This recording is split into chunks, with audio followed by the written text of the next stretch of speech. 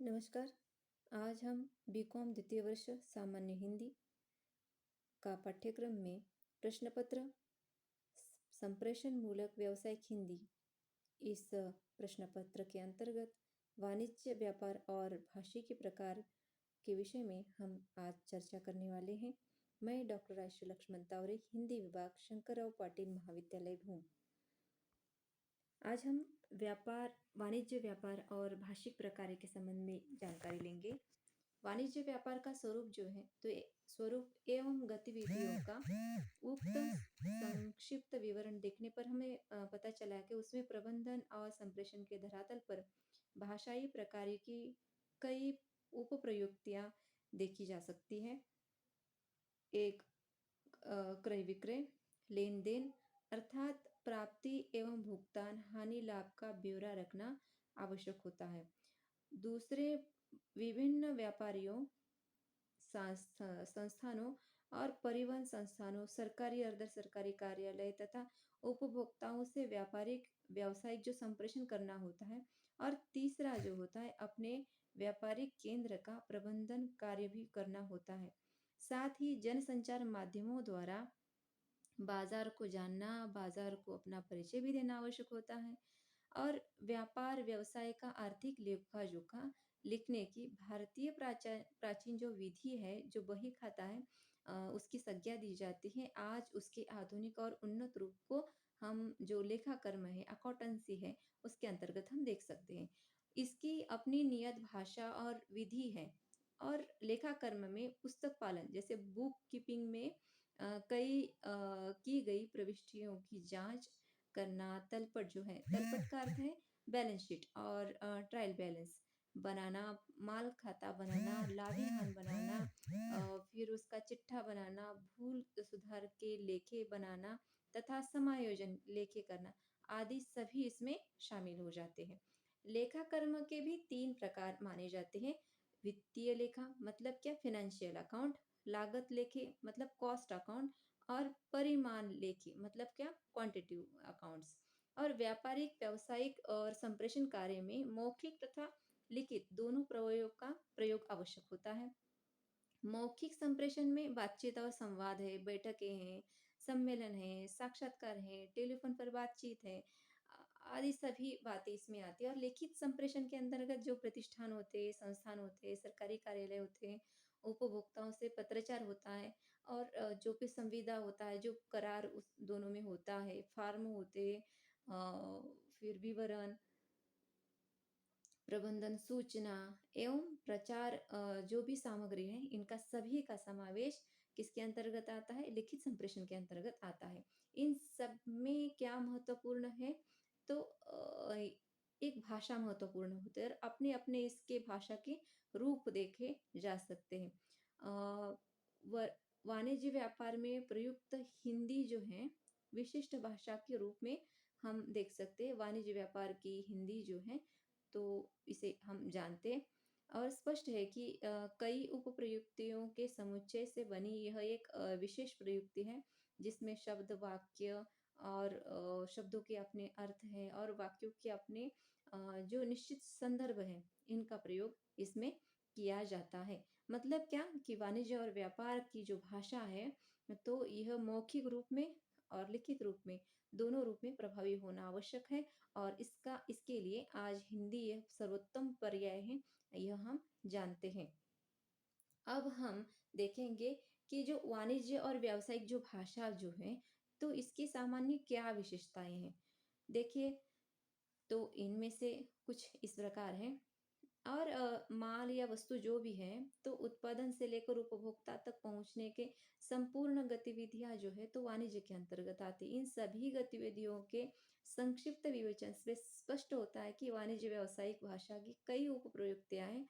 छोटे छोटे ग्रामीण जो हाट हैं, उनसे लेकर सट्टे बाजारों तक, मंडियों तक, लेकर आयात निर्यात जो होती है, फुटपाथ की हाकर से लेकर विभिन्न चैनलों से प्रसारित विज्ञापनों तक, हस्त व्यवसाय से लेकर अ, अंतर्राष्ट्रीय कंपनियों तक की जो संपूर्ण गतिविधियां हैं, उनसे सभी जो जुड़ा भाषाई संदर्भ है, वह वाणिज्यिक व्यावसायिक हिंदी के अंतर्गत ही आता है।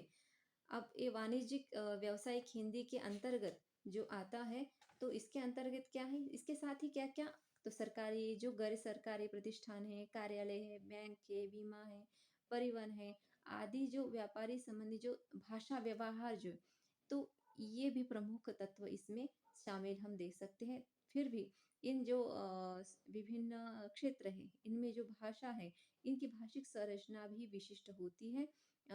इसके साथ ही समन्वित रूप से हम कह सकते हैं कि वाणिज्य व्यावसायिक हिंदी की अपनी एक सामान्य विशेषताएं हैं, जो हम निम्न रूप से देख सकते हैं। तो एक है रूढ़ीकरण। अब ये रूढ़ीकरण, अब रूढ़ीकरण, रूढ़ीकरण हम देखते हैं। व्यापार भारतीय समाज व्यवस्था में रूढ़ और परंपरागत रूप में चला आया है।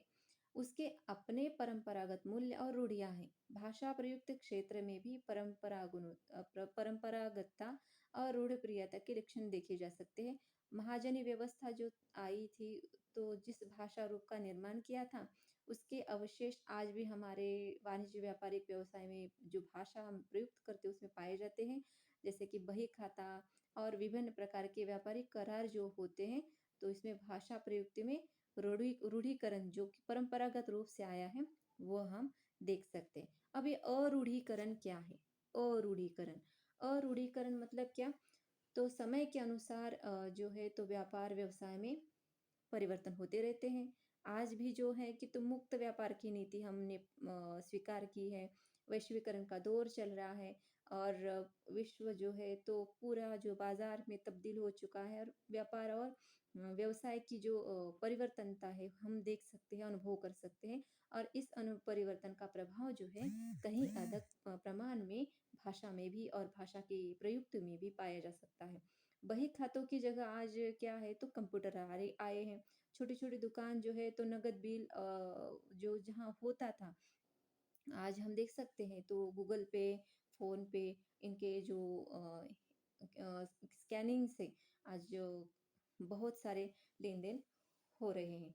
टेलीफोन, मोबाइल, इंटरनेट, जो ईमेल है, फैक्स है, ये अत्याधुनिक जो संचार साधन है, तो इनका प्रयोग आज धड़ल्ले से हो रहा है।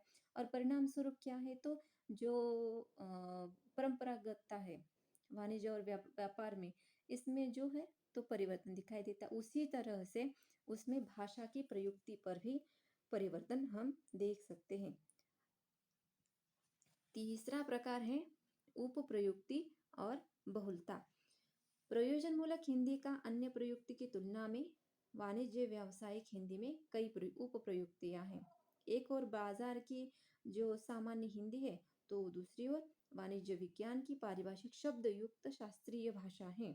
एक और सरकारी अर्ध सरकारी कार्यालयों से पत्राचार में कार्यालयी भाषा है, तो दूसरी ओर विज्ञापनों की आकर्षक और सरल भाषा है। एक और बही खाता की परंपरागत भाषा है, तो दूसरी ओर बैंक, बीमा, यातायात आदि की अनुवाद प्रधान कई नई भाषाएं विद्यमान है। मतलब कुल मिलाकर हम यही कह सकते हैं कि जो प्रयोजनमूलक हिंदी की अधिकांश अन्य प्रयुक्तियां हैं, का सम्मिलित प्रभाव जो है वाणिज्य व्यापार की भाषा पर हम देख सकते हैं। और यही बहुलता जो है, यही जो नए पुराने का संगम है जो है, तो व्यापार और आज के वाणिज्य व्यवहार में हम देख सकते हैं। और वही जो वाणिज्य व्यवहार का जो बहुलता का एक संप्रेषण का जो है, तो वह भाषा पर भी दिखाई देता है। अर्थ और औपचारिकता ये दूसरा है। तो इसमें देख सकते हैं हम कि वैज्ञानिक और जो सामान्य भाषा है, इसके बीच की कड़ी जो होती है तो वाणिज्य और व्यावसायिक भाषा की होती है। और वैज्ञानिक भाषा औपचारिक होती है, तो सामान्य भाषा जो होती है तो अनौपचारिक होती है। वाणिज्य व्यावसायिक भाषा न पूरी तरह अनौपचारिक भी नहीं होती और औपचारिक भी नहीं होती। अब इन दोनों की प्रवृत्तियां जो होती है तो संतुलन होता है इनमें। इसीलिए इसे अर्ध औपचारिक रूप में प्रस्तुत कर सकते हैं। और यह क्या है कि यह एक प्रमुख रूप में अर्ध जो औपचारिक भाषा के रूप में हमारे सामने यह जो विशेषता के रूप में उभर कर आता है। जो पांचवा मुद्दा है या फिर घटक है वो है संक्षिप्तता एवं सरलता, स्पष्टता। प्रयोजनमूलक भाषा का पहला और अंतिम जो लक्ष्य है तो सर्विस देना है या फिर सेवा देना है। और व्यापार व्यवसाय में समय जो होता है तो बहुत महत्वपूर्ण होता है, बहुत ही मूल्यवान होता है। इसीलिए यहाँ के जो भाषा व्यवहार में क्या होना आवश्यक है? एक तो संक्षिप्तता और दूसरा है स्पष्टता। और व्यापार में आर्थिक व्यवहार होता है, अर्थ महत्वपूर्ण होता है। अर्थ व्यवहार में क्या है कि संदिग्ध भाषा जो होती है तो इसका कोई उपयुक्तता नहीं होती। और जहाँ संदिग्धता है तो आर्थिक व्यवहार या फिर आर्थिक ढांचा की दृष्टि से कोई भी हम विचार नहीं कर सकते। देखिए द्वि अर्थ से कोई बात कर रहा है या लाक्षणिकता से बात कर रहा है या फिर व्यंजनात्मकता है उसमें, तो ये भाषा जो है तो व्यापार और व्यवसाय की हो ही नहीं सकती, क्योंकि इसमें क्या होगा कि संदिग्धता आएगी। और ना यह व्यवहार जो खरीद ग्राहक है उनको समझ में आएगा, ना वो बेचने वाला है वो कुछ कह पाएगा।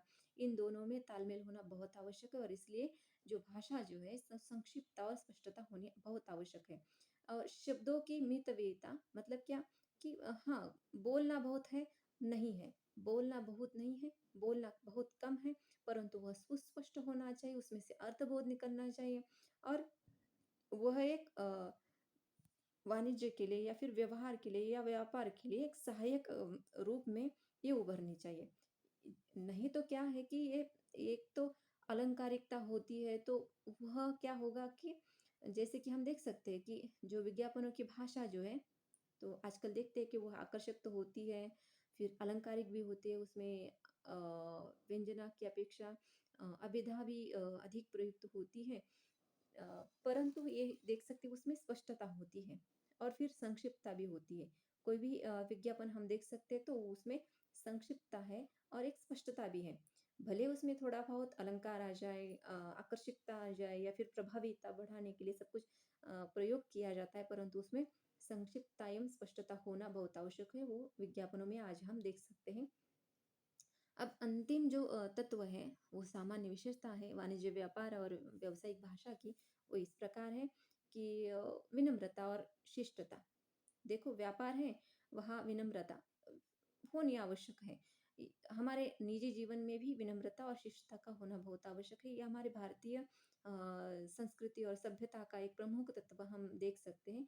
और व्यापार की जो मौखिक और लिखित भाषा में, विशेषकर जो संप्रेषण प्रयुक्त की भाषा में शिष्टता और विनम्रता का प्रयोग पाया जाता है, वह एक परस्पर विश्वास और सदाशयता का सच्चे व्यापार की आधारशिला होती है। मतलब क्या कि एक अच्छा व्यापार करना है तो उस व्यक्ति में विनम्रता और शिष्टता बहुत आवश्यक है और ये आधारशिला है किसी भी व्यवसाय और व्यवहार के लिए। और इसीलिए इसका प्रतिबिंब जो है तो भाषा व्यवहार में देखा जा सकता है। और हमारी जो भाषा है तो वही कहेगी कि हम विनम्र है या फिर शिष्ट है। तो यह विनम्रता और शिष्टता अपनी भाषा में होनी चाहिए, तभी वो क्या व्यवसाय जो है तो पूर्ण रूप से यह आवश्यक और सफल माना जाएगा। और इसीलिए हम देख सकते हैं कि वाणिज्यिक व्यावसायिक जो भाषा जो है तो इनकी इतनी छह जो है हमने देखी कि ये सभी विशेषताएं हैं और इनको रूप में हमें एक भाषिक प्रकार के रूप में जो व्यापारिक रूप है जो हमारा देख सकते हैं। मतलब भाषा जो वाणिज्य व्यापार है इसमें एक भाषिक प्रकार के रूप में भाषा अपना कार्य करती है और भाषा प्रमुख रूप से विद्यमान होती है। भाषा महत्वपूर्ण योगदान प्रदान करती है और इसके रूप में हमें अध्ययन करना बहुत ही आवश्यक था, जो हमने आज देखा। आज के लिए बस ही इतना ही। कल हम एक विशेष रूप से आपके सामने प्रस्तुत होंगे। आज के लिए बस इतना ही। आज के लिए बस इतना ही। बहुत बहुत धन्यवाद।